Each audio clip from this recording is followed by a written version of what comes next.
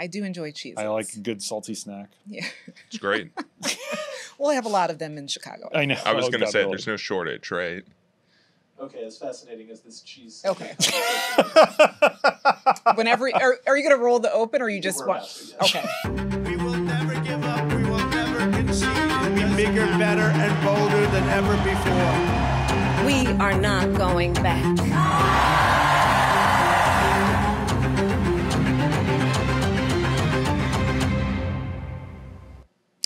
Welcome to Sidebar. I'm Rhonda Colvin, here with my colleagues in the Washington Post newsroom, JM Rieger and James Hohmann.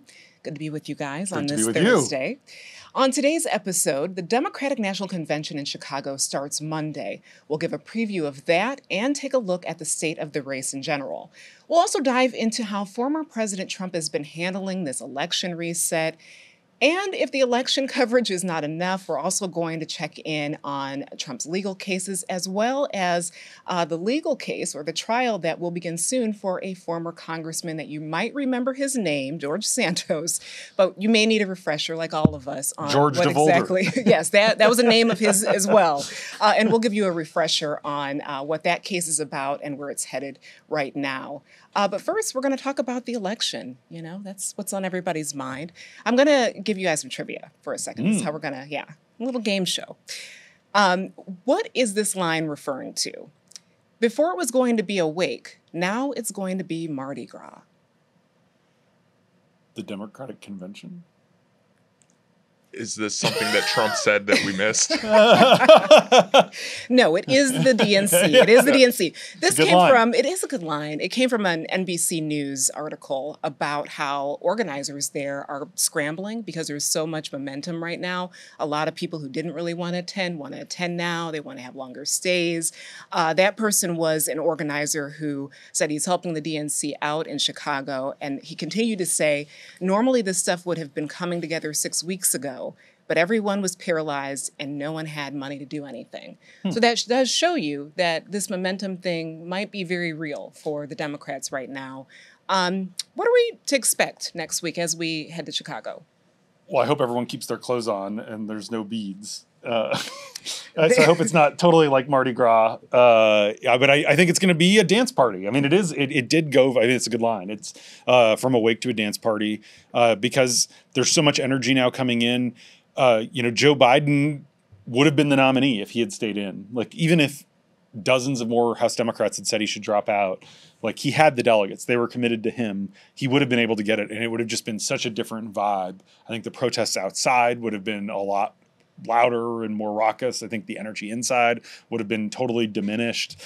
And instead, it's new characters. It's Tim Walz, who a lot of Americans are seeing for the first time. It's celebrities. It's going to be, I think, it's going to be a good vibe. It's not going to be 1968 Democratic Convention in Chicago. There's a freshness to the ticket right now with both Harris and Walz, which were sort of unknown. Even Harris, remarkably for having been vice president in the last 3.5 years, are sort of unknown quantities in the way that Biden was such a known baked-in quantity in that context. And that has, I think, as much to do, among other things, with the momentum that we're talking about, the enthusiasm from the Democratic side as anything else. Yeah, so we do also have an idea of who will be speaking. Let's go down the list. Who's going to be speaking throughout the week? Well, Monday night is kind of the loser's night, which is unfair to the current president. But they're kind of getting Joe Biden out of the way on Monday. And then he's going to leave and go on vacation in California, and basically for the rest of that week and then the following week. So it's going to be like a Biden tribute night, Biden passing the torch.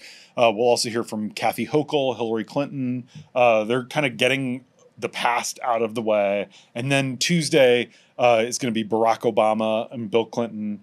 Bill Clinton's, I think, now going to be Wednesday night. He was slotted in for Tuesday. They moved him. Wednesdays, traditionally, as it was at the RNC, the VP night. So we'll hear from Tim Walz, and, there will be a lot of Walz bio and kind of salt of the earth, introducing him on his terms as sort of Coach Walz.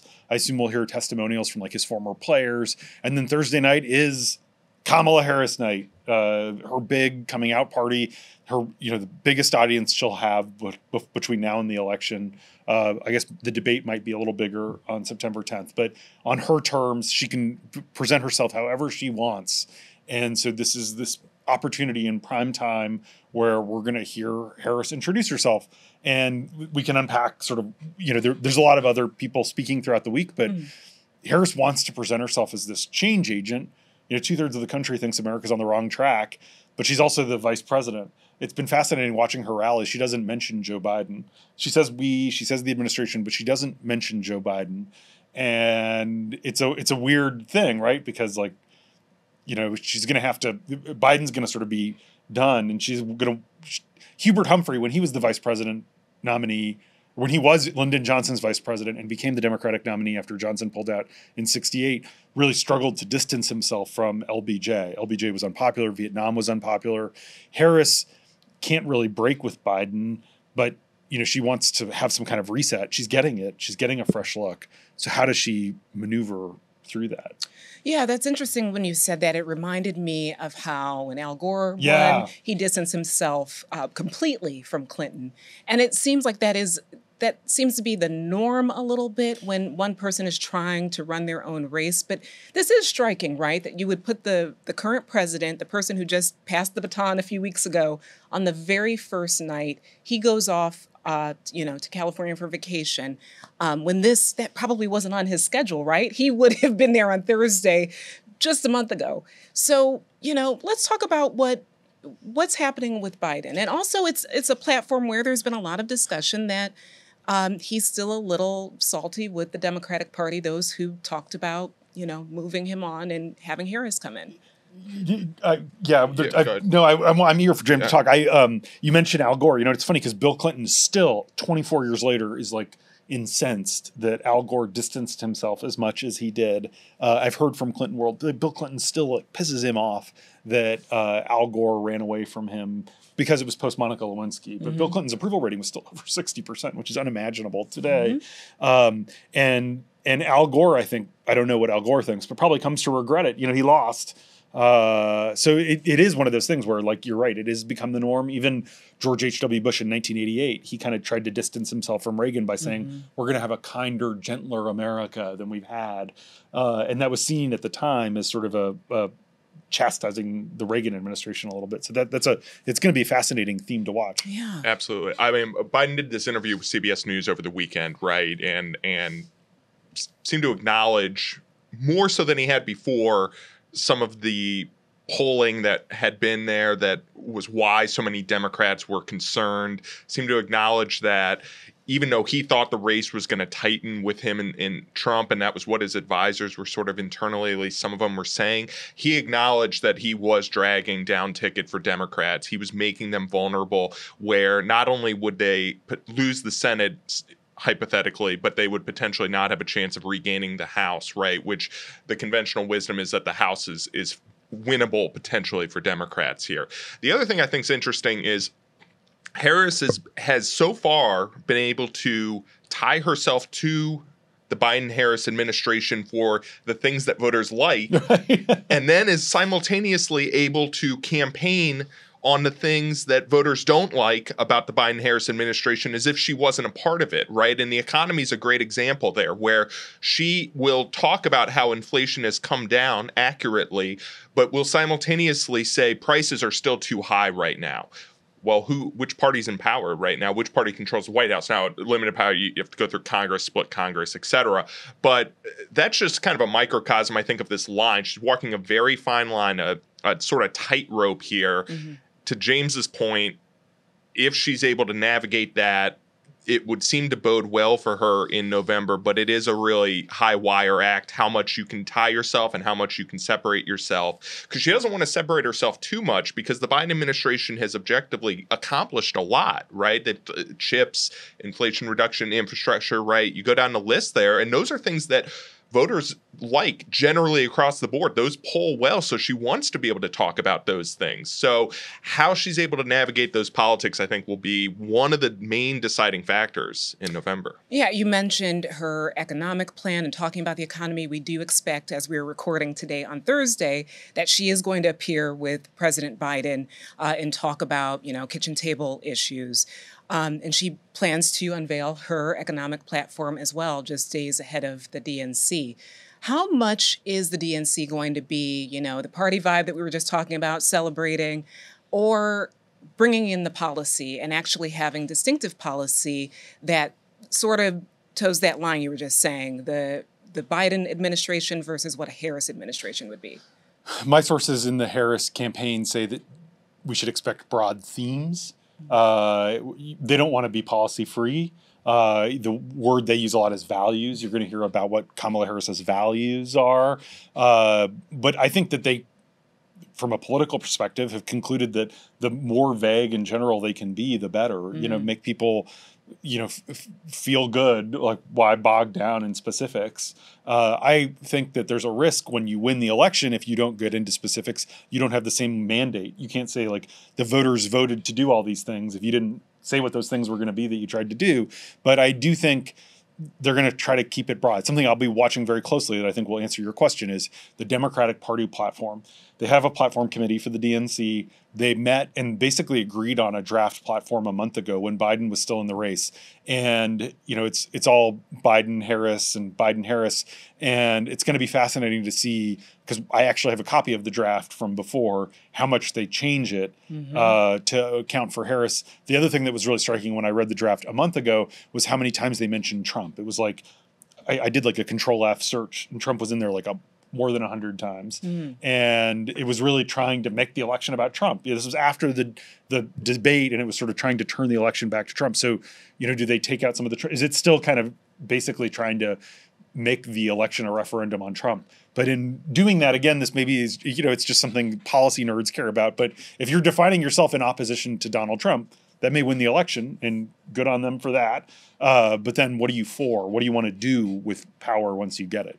Well, and this gets into what the Harris campaign strategy has been so far. In terms of the specifics, there's no necessarily need to put out, and there's all these calls for her to do an interview as well. There's no necessarily need, if you're the Harris campaign, to do that right now, because your poll numbers are still going up, right? As long as that's the case, there's not that much of an incentive, because the electorate's telling you that they like what they're hearing. They like what you're doing here. And I think the anti-Trump thing is so interesting, because we know that a significant chunk of kind of the Biden electorate, if you will, was an anti-Trump vote. It's a vote against Trump as much as it is a vote for Biden. Harris, with this sort of enthusiasm momentum swing that's happened, has made more, especially of the base, more of a pro-Harris vote in some ways, less of a Trump-focused vote. And that could be really good for her, because we've seen that she's been able to solidify some areas that were weak points in that Biden 2020 coalition for Biden. It's a great point. We remember in the before times, before Biden dropped out on July 21st. Just a month ago. Exactly. The before times. We talked a lot on this show about the double haters. Mm-hmm. And Biden's out of the race. And in the polling, I think a lot of the double haters have sort of moved because they didn't like Biden or Trump. They wanted a new choice. And so right now the double haters are overwhelmingly favoring Harris. Mm-hmm. And she can use this convention to consolidate that, to reach these people who are like, I want something fresh, something new. And maybe those are the people who actually will tune in, because it feels like so much of what Trump's doing is appealing to his base, playing to his core supporters. And Harris has an opportunity. I mean, her base is with her to reach out to people in the middle who, maybe will or will not vote, or maybe weren't going to vote when the choice was Trump and Biden, but might now. Yeah, that's something that I've been thinking about. And I think we even talked about it at the RNC when we, weren't sure if it would be Biden or Harris or someone else, that she does have an advantage because she is not a part of the ticket last time. Of course, she was the VP pick last time, but we saw this enthusiasm gap with Americans for about the last year in polling, that people they did not want the Biden-Trump matchup. And so she is not one of those men. So that does give her an opportunity to come in and be a fresh face, even though she exists in, the form of vice president right now. But it is going to be context. Right. Exactly. But I want to touch on something JM brought up, which is the fact that she is still facing calls to do an interview with the press, either a news conference or a sit-down interview, something she has not done since the few weeks she's been the nominee. What do we make of that? And again, you would think conventionally, there isn't much she can gain from it right now. Momentum seems to be on her side. But is there a downside to have another week where you have calls for her to do this interview?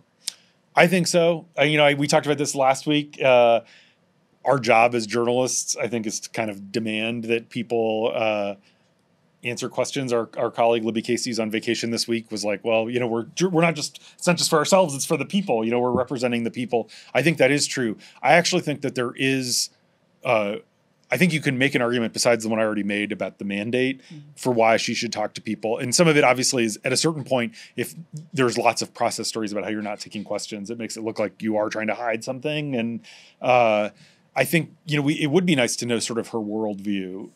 And I think you can delve into that a little bit and be sort of introspective without having to say what specifically you do about every wrinkle of policy. And I do think that the longer that she waits, eventually she's going to have to do an interview. She said a week ago, she's going to try to schedule something by the end of the month. Every day that she holds off increases the pressure in kind of the anticipation for whatever interview she ends up giving. The other thing I would say is you want to do some interviews. You want to do some hard hitting interviews because the debate's coming up on September 10th, and Donald Trump, he's like a feral political instinct. He knows how to push people's buttons. He knows how to get under their skin. There's no one like him in American politics. And so doing some interviews where you kind of have to respond to tough questions, I think is good preparation for debating Donald Trump. And it's transparency as well, showing you have nothing to hide. Right. I was also thinking too, and JM, I want you to jump in on this. When, I was on the Hill at the time she was a senator, and I remember she didn't do many interviews then. Oftentimes you could catch her in the hallway if she was on her way to a hearing, and you may want to talk to her about the hearing, and she would stop for cameras, but she didn't do sit down. She didn't do, live hits in the rotunda. So I've been wondering about the choice not to do an interview just yet. Is that a political calculation because she's able to just, create her own narrative at this point? Or is it just her? She doesn't want to do an interview right now. I'm not sure. And we can't speculate, but I have been thinking about in her prior career, she really hasn't done a lot of press. I think that there is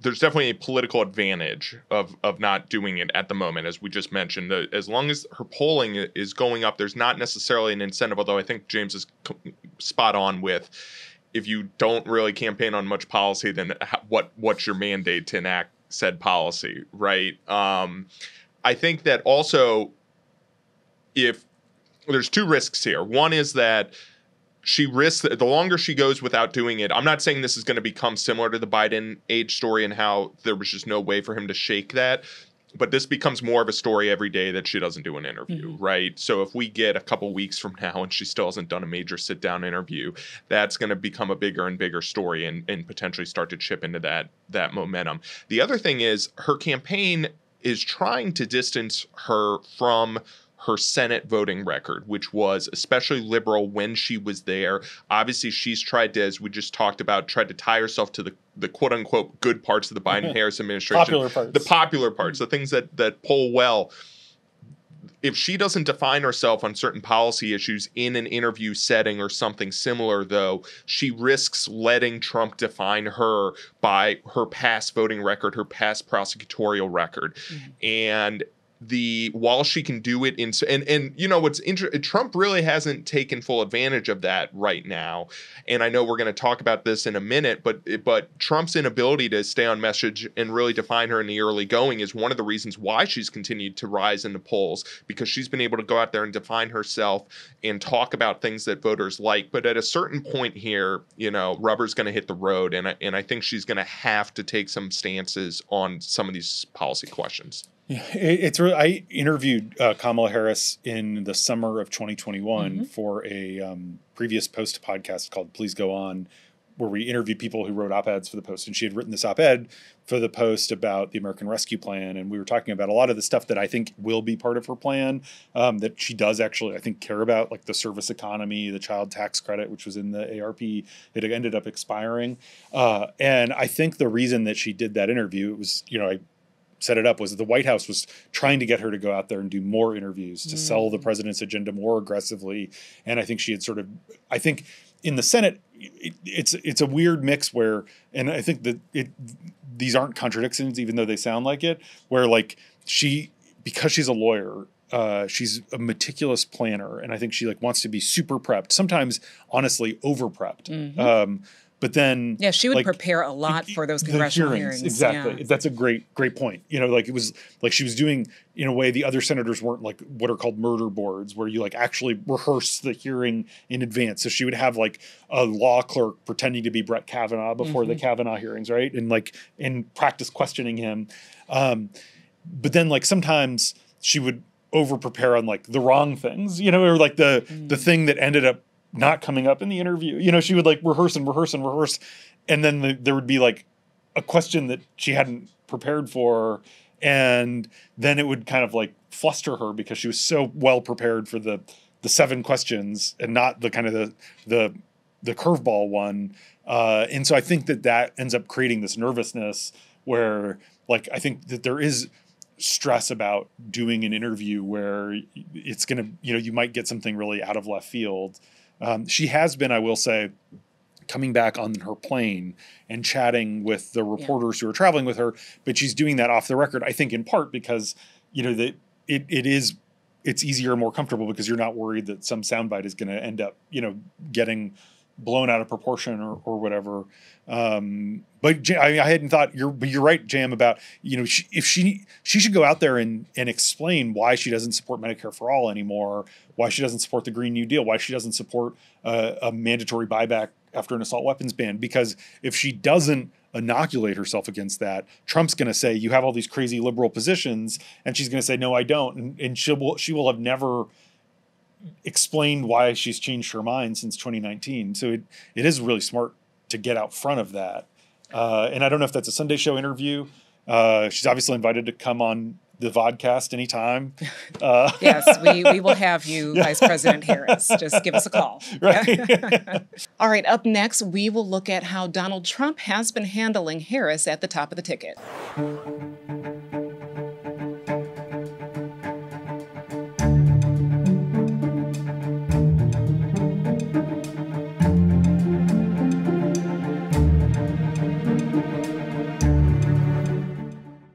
Right, we've had a week plus since Kamala Harris has been the nominee for the Democratic Party. And we have seen Donald Trump respond to it in a variety of ways. Let's go ahead and play a clip. And you said Harris's crowd sizes were AI and that there weren't people there. There's all kinds of video evidence and people who were there who have proven that false. Can you tell us about why you made that claim? Well, I can't say what was there, who was there. I can only tell you about ours. We have the biggest crowds ever in the history of politics. We have crowds that nobody's ever seen before, and we continue to have that. We have a level of enthusiasm that nobody's seen before. They want to make America great again. That's what's happening. Okay, so we've heard about, the battle over crowd sizes with him. We've heard about a helicopter crash or potential crash or whatever it might have been that wasn't. We've heard about his complaints of having her on the cover of a magazine. He talked about that yesterday at a rally. He's sort of been, and that's not all. I'm sure you all have some examples that I have forgotten.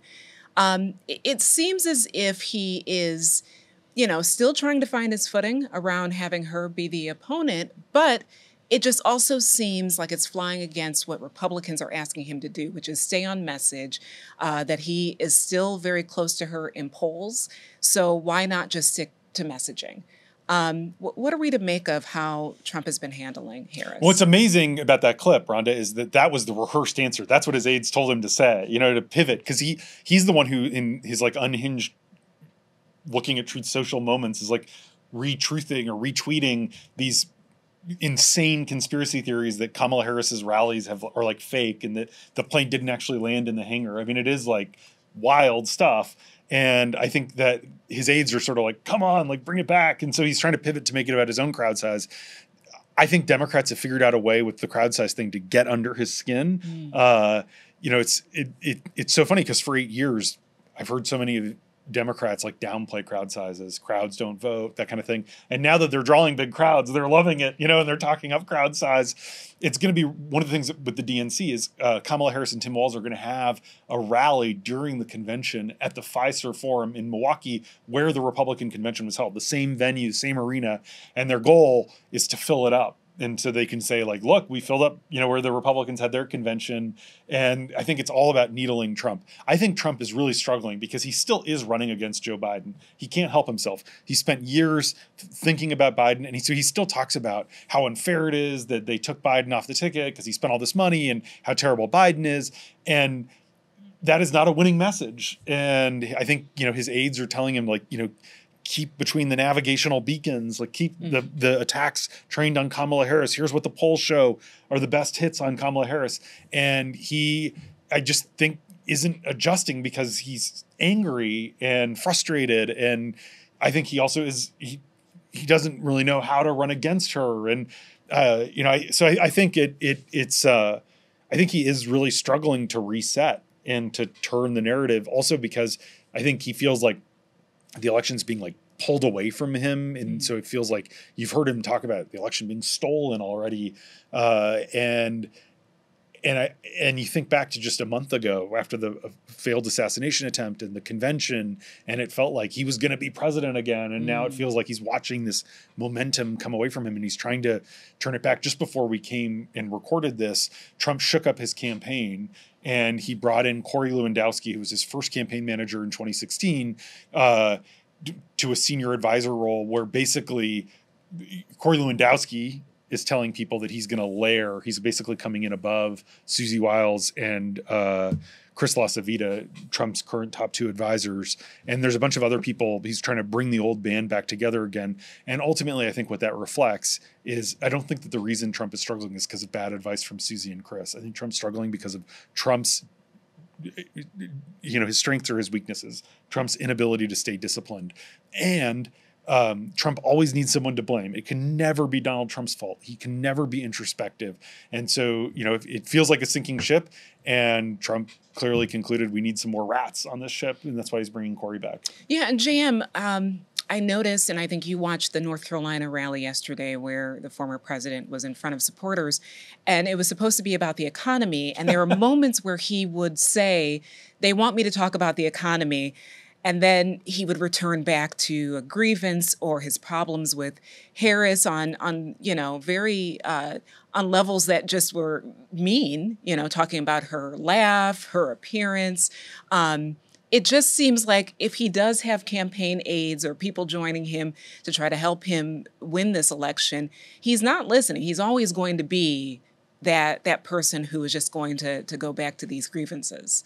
He trusts his political instincts over any advisor, no matter their credentials, because, again, he thinks he won both of the last two presidential elections, right?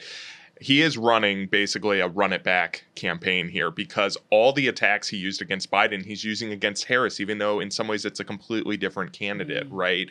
And while he is objectively not staying on message. I mean, even at his speech at the RNC, he was off prompter for a significant portion of that speech, right? And just going through his usual greatest hits. And he knows what plays to his base. His campaign thinks this is going to be a base election. But again, the risk here for Trump is that the ceiling issue that has been there for Trump, he's never gotten above 47% of the popular vote in a general election. And now polling, he had gotten above that against Biden in the final months there. Now it's come back down. Now he's at about 47%. Harris is back up. hovering around 50%, depending on the poll that you look at, right? Obviously, that's good news for the Harris campaign, but that's a risk for Trump, right? Because simultaneously, he went off message repeatedly during 2016 and he won that election, right? There were multiple times where folks thought this is the end, right? He is not staying on message. He's not disciplined. Go through the list, right? There were things during his presidency. There were things during the 2020 campaign. And yet, when the 2020 election happened, it was closer in the 3 states that mattered, the 3 battleground states in the Electoral College, than the 2016 election was, right? So deciphering in August how much him being off message or on message, because you go through the list and it's remarkable, right? Talking about how Biden might have faked COVID, saying how the economy might not be that important of an issue. That's basically what he said yesterday at the North Carolina rally, right? Saying how Harris's crowd wasn't real because it was an AI invention, right? What? It makes no sense, right? It's nonsense. And we'll end this segment with this question. I've been wondering, is this just going to be the path forward for Trump, that there is going to be no course correction and he'll stick to the issues? He will just continue on this way? But if he continues on this way, he will lose. And he wants to win. He wants to dismiss the criminal charges against him. In the federal cases, he wants to win. And so I do think something's going to happen. You know, he's too restless. I think he knows that he is losing and that this race is getting pulled away from him. And so he's going to try to shake it up. I think Trump's impulse, like this preternatural instinct, is to make it about him. He wants to just pull the spotlight back to him. And I do think there's some genuine tension in the Trump world about how to attack Harris. I mean, I think Trump struggles obviously to run against a woman, let alone an African-American woman. He's saying really nasty things about her in private, but I also think there's tension even at the serious consultant level over whether to attack Harris as an extreme San Francisco liberal or whether to attack her as a flip-flopper. And the flip-flopping attack, I think that does seem to be how they want to go after her because she's reversing all these positions from 2019. But when you talk to regular voters, as we all do, they all think that every politician is a flip-flopper. Not to mention, like, J.D. Vance is flip-flopped on every issue. Trump is flip-flopped on every issue. So I think that, their consultants are saying attack her as a flip-flopper, and other consultants are saying, go after her as a wacky California liberal who destroyed California and now wants to destroy America. And I think there is some tension between those messages. And I don't think Trump has really decided which lane to drive down. No, but this is what we were just talking about, how Harris hasn't done a lot to define herself on a lot of policy stuff. She's done on some policy things, but this is one of the risks for her is the longer she waits, she leaves that window open for Trump to finally figure out how he wants to message, because he is all over the place right now on how he wants to message against Harris. The other thing is he and Vance are talking right now about how Harris is running a basement strategy. They talked about how Biden was running a basement strategy. This idea that they're not getting out on the trail, they're not doing events, they're not answering questions from reporters. But if you look at the events that are being held here, Trump's the one running the basement strategy, if you're going to use that characterization. If you look at the events over the last month and a half here, not only is Harris having more events more frequently than Trump, but Trump's holding fewer events in the July to mid-August timeframe than he did in 2020 or in 2016. And keep in mind, 2020 was the middle of COVID, right? Mm-hmm. So yeah, good point. And at a certain point, you start to get questions about your age, right? All of a sudden, it's like, oh, you're 78. And the guy at the top of the ticket on the Democratic side isn't 81 anymore. Mm-hmm. Right. Yeah, I mean, this is the quickest turnaround, at least in the last X decades here in a political campaign. It's remarkable just how so many dynamics have shifted. And to James' really good point, I think Trump he can be erratic and he can be flailing, and it does feel like right now he sort of knows he's in a jam. And so I wouldn't be surprised at all if you saw Trump schedule 30 rallies for 10 days or something insane, because that's how he thinks. Like, what can I do to make the campaign about me again? And I do sort of think, Kamala Harris is going to have next week. The DNC is her week, and Trump's going to have a quiet week. And so then all of a sudden you get, we're very soon going to be at Labor Day, and there's not that much time to define her. And that's why this compressed election is very good for Kamala Harris, because Trump, every day that Trump spends doing this basement strategy, I love that, is the day he's losing to define his opponent. And there's not that many days left. Yeah, not that many days left, but it also seems like it's pretty far away. It does, but it'll be here before you know it. It will be here before we know it. Well, up next, delay. And in one case, the one asking for the delay is probably not who you're thinking. So we'll explain that in a few.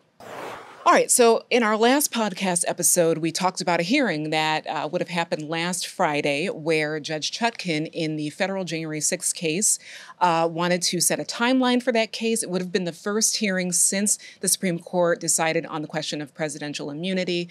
We were all interested to see what might have happened in that hearing, but there was a delay, and the person asking for that delay was Jack Smith. We can't speculate into why he might be asking for a delay, but we do know about him as, a prosecutor, an international I love to lawyer. speculate. Yes, there you go. We'll let you do that, James. But what do you think that this tells us? Is this about, getting the paperwork done, or is this more of a strategy of making sure all I's are dotted, T's are crossed? Yeah, I think it's a mix. I mean, I think Jack Smith is now, and this isn't based on reporting, this is speculation, is resigned to the fact that there's not going to be a trial before the election, that the immunity case it's going to, whatever ruling Judge Chutkan makes will get appealed, and it will be dragged out. And so because of that, make sure to get everything right, make sure to do all the motions. And I think, especially coming on the heels of the Eileen Cannon, who obviously is very biased Trump appointee, but throwing the case out. And I think, the judge there was very critical of the prosecution for what she accused them of cutting corners that I think that they feel very strongly they did not. And so I think this is about, okay, we're not going to get this trial scheduled in this year. So let's just make sure everything is right and take the extra 3 weeks. And in this case, it was interesting because Jack Smith's team actually went to the Trump lawyers before they went to Judge Chutkan. And so then it was filed as an uncontested motion to delay 3 weeks. And then she quickly said, okay. But I mean, you're right. I liked the tease right before we went to commercial, which is Jack Smith asking for a delay? The case is finally going or moving, and he's asking for a delay. And to point out, it is just 3 weeks. Right. He's not asking for a few months or anything. It's just a few weeks. JM, we also had some updates in the hush money trial in New York. Judge Merchan had been asked by the Trump team to recuse himself. He said this week, nope, we're not doing that. Let's talk about some of the other updates in the New York case. Yeah, so we expected September is going to be the key month here. Trump has filed a motion to get this case, a ruling to not happen until after the election. Mm-hmm. We expected him to file this. So far, his motions have been dismissed. They've failed. Mid-September is really the key time frame here for this New York case, right? So on September 16th, Judge Merchan is going to make a ruling on the Trump immunity, how much, if at all, the Supreme Court ruling on that applies to this Trump conviction. It is expected at this point that Merchan is going to say it does not apply here because these were acts taken before he was president, so they couldn't be official acts, right? Then September 18th is the sentencing, assuming that all these timelines hold here. And that's when we will get more clarity at this point about what this looks like, right? Does it end up with probation? Does he get jail? Does he get some sort of delayed house arrest till after the election, right? Whatever it ends up being. Does he get a fine, right? Go down the list of potential scenarios. I do think, just circling back briefly onto the Jack Smith thing, it's notable too because all of a sudden, the end of August here is set up for two crucial filing deadlines for Jack Smith, right? August 27th is when his appeal for the dismissal of the classified documents case is due, and then 3 days later is when his filing is due in the January 6th case. So all of a sudden, we're in a situation where these filing deadlines, while they're not going to be fully determinative of the outcome of either motion here, are it's a crucial window for Jack Smith and for the federal case against Donald Trump in both of those trials. Yeah, and so the September 16th to 18th, and I think it is, we always have to circle everything trial related in pencil, right, on the calendar. But what's interesting is September 16th, everyone, Trump, lawyer, everyone you talk to expects that Justice Merchan is going to say what JM said. And then Trump will go on September 17th and ask for an emergency relief. And he'll ask an appellate court to say, like, stay the sentencing pending appeal so that that sentencing hearing doesn't happen on September 18th. Because I do think it would be politically damaging if whatever, it's like he's being sentenced for this felony. It's a much firmer thing. And I don't know the New York justice system well enough to know whether the appellate court will grant a stay pending appeal, because he could always be sentenced and then the sentence could be stayed pending appeal. You know that, but so that 2-day window I think is going to be super critical. Justice Merchan also made a ruling this week, and these hearings, because Trump is filing a lot of pretty honestly frivolous motions. So for the fourth time, Justice Merchan ruled that he doesn't have to recuse himself.